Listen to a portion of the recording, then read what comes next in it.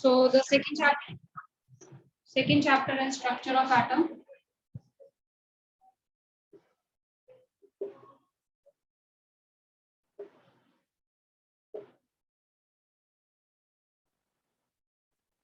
About the structure of atom, few topics you have covered in your 9th class also.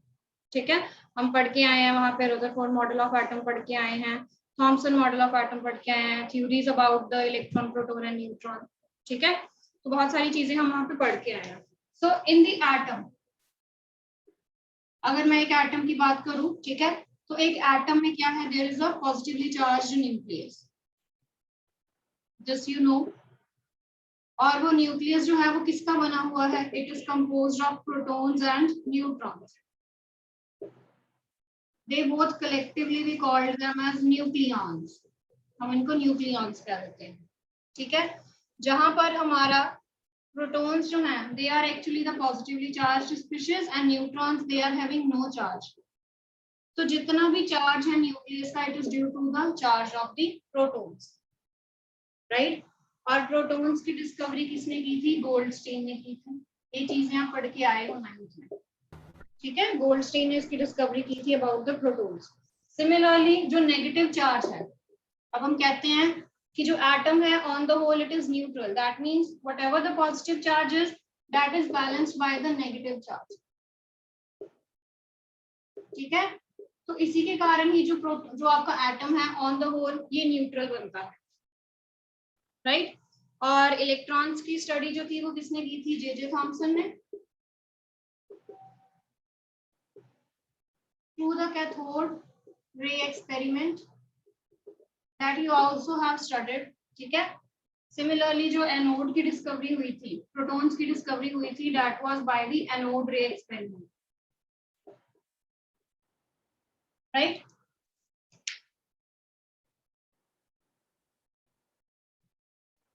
Clear? So next thing was from these experiment, क्योंकि ये experiment हमारे syllabus में नहीं है, right? So we are just going to do what they have concluded from this experiment. Okay, so J.J. Thomson, using the cathode ray experiment, he reduced E by M ratio, that is the charge to mass ratio, right? In his experiment of cathode ray, J.J. Thomson ने क्या किया था, he reduced the term E by M, that is the charge to mass ratio, okay, for the electrons. Or that ratio it come out to be 1.76 into 10 raised to power 8 coulomb per gram, right? अभी E by M ratio आई है. Okay, similarly for the calculation of the charge, सिर्फ charge electron का calculate करने के लिए Millikan he performed an experiment which we called as Millikan's oil drop experiment. इसमें उसने क्या निकाला था, charge of electron, that means E निकाला था. Okay, and that comes out to be, value हमने लर्न कर लेनी है, 1.602 into 10 raised to power minus 19 coulomb. This you have to learn. You will be using this term, this value, right? अब further E हमें पता चल गया, charge पता चल गया, E by M हमें पता है, तो यहाँ से एक्चुअल में मास ऑफ इलेक्ट्रॉन जो था वो रिड्यूस किया गया. ठीक है, अब मास को रिड्यूस करने के लिए हम क्या करेंगे, we will be dividing E by M. ठीक है, जब आप इसको खोल के लिखोगे तो ऐसा कुछ आएगा ना, तो E के साथ E कैंसिल हो जाएगा, तो आपके पास अकेला M रह जाएगा. तो हम इन दोनों वैल्यूज को जब हम डिवाइड कर देंगे, ठीक है, this one, so you will be getting actually the mass of the electron, that is 9.1 into 10 raised to minus 31 kg. Again you have to learn this value. Mass of electron and charge of electron you have to learn it. कहीं पर भी use हो सकता है, और कई बार ये होता है कि आपको गिवन नहीं होती हैं वैल्यूज. ठीक है, so that means it is supposed that you have to learn these values, charge and mass of the electron. Okay, so in the similar way anode रे एक्सपेरिमेंट में से गोल्डस्टीन ने भी E by M रेशियो जो थी वो calculate की थी. Okay, so in the same way from the E by M experiment, anode रे experiment, Goldstein also calculated the E/M ratio for the anode, यानी कि for the protons. ठीक है, तो again it was, तो यहाँ पर जो आपकी E/M वैल्यू आई थी that was 9.58 into 10⁴ coulomb per ग्राम. ठीक है, तो यहाँ से जब हम वैल्यू निकालते हैं तो again the mass of the proton is 1.67 into 10⁻⁻27 kg. ठीक है, और अगर आपने ग्राम्स में एक्सप्रेस करनी है तो 10⁻⁻24 ग्राम्स. तो again you have to learn these values. ठीक है, इलेक्ट्रॉन का चार्ज हम माइनस में एक्सप्रेस करते हैं, प्रोटॉन का चार्ज जो होगा that is same as that of electron. ठीक है, बट इसको हम यहाँ पे प्लस के साथ डिनोट करते हैं, यानी कि जब भी हमने इलेक्ट्रॉन का चार्ज लिखना है तो वो माइनस के साथ डिनोट होगा, क्योंकि electrons they are negatively charge, protons they are positively charge. Value same है, मैग्नीट्यूड दोनों का सेम है, प्लस प्लस और माइनस का साइन आ जाएगा. ठीक है बेटा, चलिए coming to the next concept is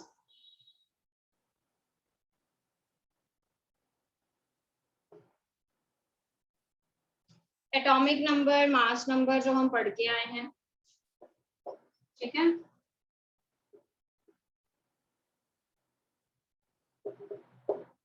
atomic number it is denoted by Z and that is equal to the number of protons. Again atom on the whole जो है वो neutral है, तो जितने number of protons होंगे उतने ही number of electrons होंगे. ठीक है, as atom is neutral. तो यानी कि अगर आपको Z पता है तो that means आपको protons भी पता है, आपको electrons भी पता है. ठीक है, but a slight difference is there. In the 9th standard we have not studied about the charged ions.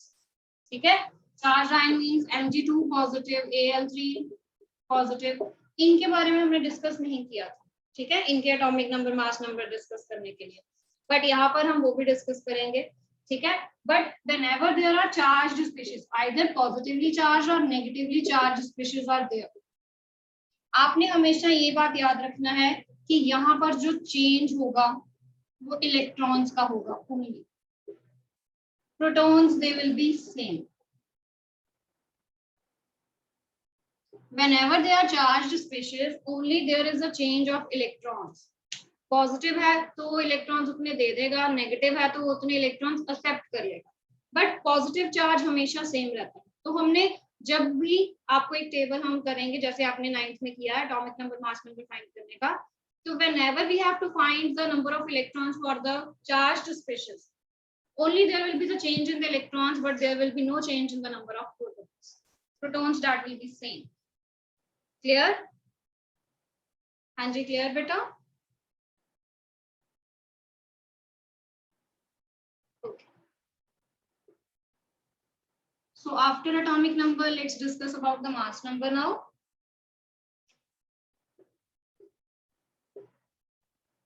So mass number is the number of protons plus number of neutrons. तो protons और neutrons को जब हम plus कर देते हैं तो हमारे पास ए आ जाता है, that is the mass number. ठीक है, और कोई भी एक एलिमेंट है उसको हम रिप्रेजेंट करते हैं इन दिस फॉर्म, वेयर ऊपर हम उसका लिखते हैं मास नंबर और नीचे हम उसका डिनोट करते हैं एटॉमिक नंबर. ठीक है जी, जैसे कार्बन का हो गया 12 and 6, हाइड्रोजन का ठीक है 1 1, राइट, मैग्नीशियम का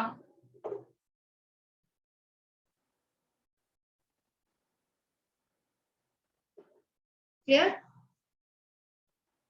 अब coming to the next concept,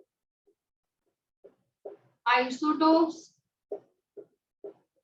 isobars. ये आप पढ़ के आए हो, दो चीजें आप पढ़ के आए हो 9th स्टैंडर्ड में. आइसोटोप्स भी पढ़े हैं हमने आइसोबार्स भी पढ़े हैं. ठीक है, बट यहाँ पर अगेन एक और टर्म इंट्रोड्यूस होती है, that is isotones, that is new for you. ठीक है, that is new for you, isotones. तो आइसोबार्स तो आपको पता है, they are having same Z but different A.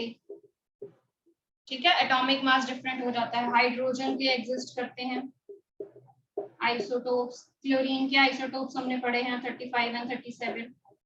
ठीक है, सिमिलरली ऑक्सीजन के हैं 16, 17, 18।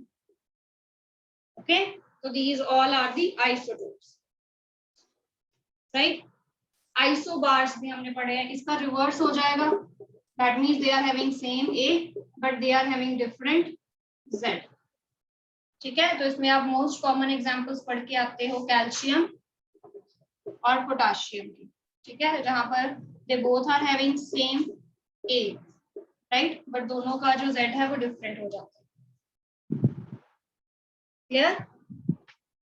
दोनों का A सेम है ना 40-40, बट दोनों का जो Z है that is different. Clearly? Next is isotones. अब यहाँ पे हमने Z की बात कर ली, यहाँ पे हमने A की बात कर ली, but they are having actually same number of neutrons. Okay, so isotones again they are the atoms of different elements। ठीक है, atoms of different elements। यहाँ पर हम different elements की बात करेंगे जिनके पास क्या है, they are having the same number of neutrons।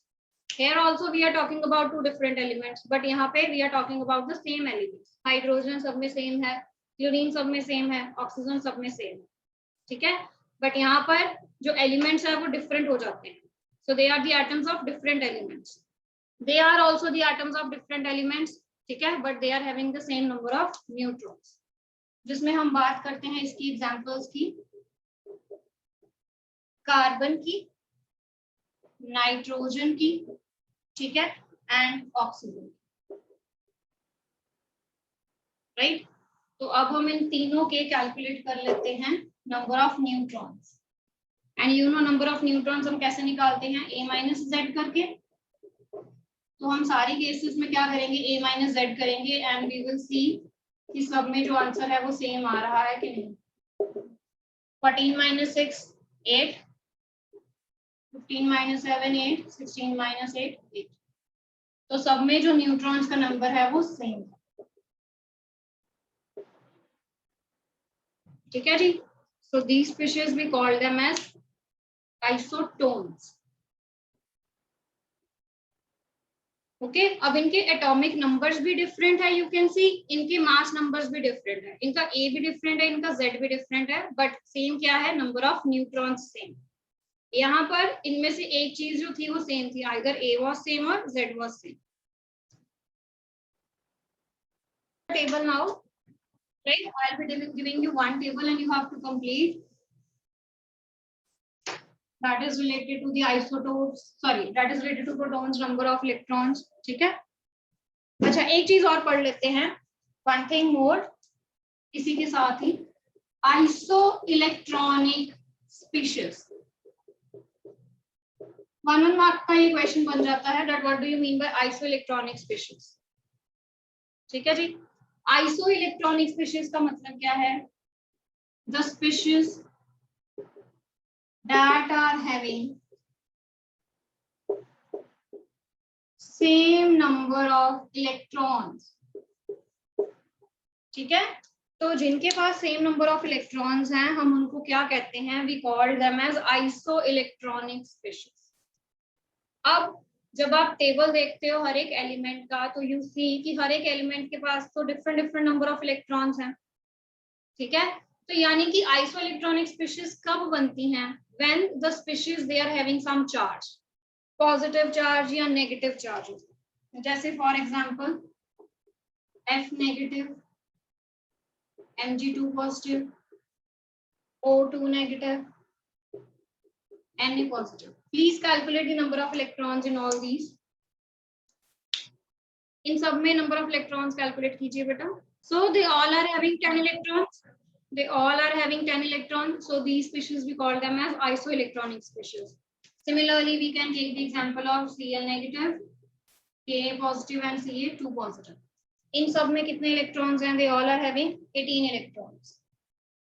ठीक है, तो again this pair also represents the isoelectronic species, this pair also represents the isoelectronic species। ठीक है जी, क्लियर, राइट? चलिए, now I am going to give you a table, you have to complete that table, keeping in mind कि electrons जब भी charge species हैं तो उनमें सिर्फ इलेक्ट्रॉन का लूज या गेन होगा, बट जो प्रोटॉन्स हैं दे विल बी सेम। तो ये बात ध्यान में रखते हुए हमने ये टेबल कंप्लीट करना है, ठीक है? Here you will be getting Z, जो सिर्फ आपको 9 के लिए दिया हुआ है, rest you have to find. Second is A, ये आपने find करना है, this is 24, this is 32 again, this have to find. Next, coming to the electrons, 18. Coming to the protons, and the last they are neutrons. चलिए, solve कीजिए बेटा and give me the answer. Table हमने पहले भी किया हुआ है 9th standard में।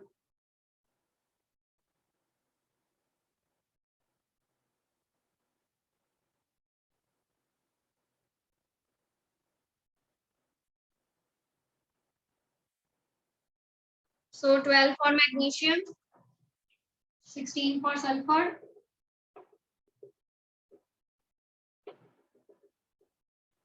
and what about phosphorus? That is 15. ठीक है, उसके बाद A की वैल्यू बताइए। For the value of A for all,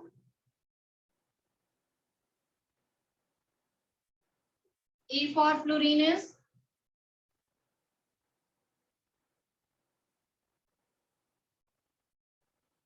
19. Very good, Anjali.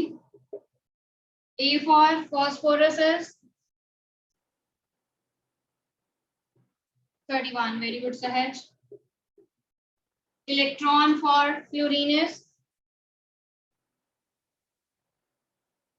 9. For magnesium 10. ठीक है, 12 में से हमने 2 माइनस कर देना है क्योंकि इसने 2 जो है वो दिए हैं, 2 positive charges. Okay, for sulphur this is 16. Very good ख्याति। हाँ जी, सिमिलरली नंबर ऑफ प्रोटॉन्स बताइए, वो तो सेम ही होंगे जो हमने 9 Z के लिए लिखे हैं, that will be 9 and that will be 15। ठीक है, क्योंकि proton is equal to the Z। Okay, and coming to the last is number of neutrons. A minus Z करेंगे तो ये रहा A, ये रहा Z, A minus Z, so this is giving you 12। ठीक है, similarly A minus Z, this is giving you 16, right? Okay, बस हमने यहाँ पे ये चीज देखनी थी कि इसके प्रोटॉन्स 12 हैं, इसका Z भी 12 हो जाएगा, बट यहाँ पर जो नंबर ऑफ इलेक्ट्रॉन्स होंगे वो 10 होंगे क्योंकि उसने 2 इलेक्ट्रॉन्स लूज कर दिए। ठीक है, सिमिलरली इसके लिए हम देखेंगे, यहाँ पर प्रोटॉन्स 15 हैं, प्रोटॉन्स 15 हैं। ठीक है, ये हमने एक्चुअली निकाले हैं, आपको गिवन क्या था, इलेक्ट्रॉन गिवन से। तो 18 कैसे बने होंगे, यानी कि 3 प्लस करके, 15 में 3 प्लस किए तभी 18 आए हैं, तो यानी कि जो P और Z होंगे वो 15 होंगे। ठीक है, तो चार्ज स्पीशीज के लिए हमने यहाँ पे ये चीज का ध्यान रखना है। Okay, coming to the next concept, अब हम थ्योरी पोर्शन की तरफ जा रहे हैं, राइट? इस चैप्टर में थ्योरी पोर्शन भी है, न्यूमेरिकल पोर्शन भी है, ठीक है, plus vast number of questions they can be formed from this chapter. ठीक है, तो ये चैप्टर बहुत बहुत इंपॉर्टेंट है, न्यूमेरिकल्स भी है, थ्योरी भी बहुत है, और नंबर ऑफ क्वेश्चंस जो है वो इसमें से बन जाते हैं। Coming to the next part is wave nature.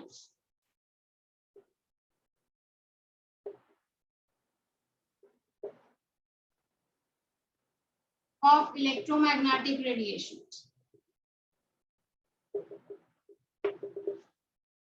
right? अब थोड़ा सा हम शिफ्ट कर रहे हैं टू द थ्योरी पार्ट, तो हमने ध्यान से सुनना है कि थ्योरीज क्या क्या हैं। ठीक है, किस चीज की थ्योरी जो है वो किस पे बेस्ड है। अब यहाँ पर हमने किसकी बात करनी है, वेव नेचर की। सबसे पहले आपके दिमाग में वेव्स का कंसेप्ट क्लियर होना चाहिए कि हम एक्चुअल में बात क्या कर रहे हैं।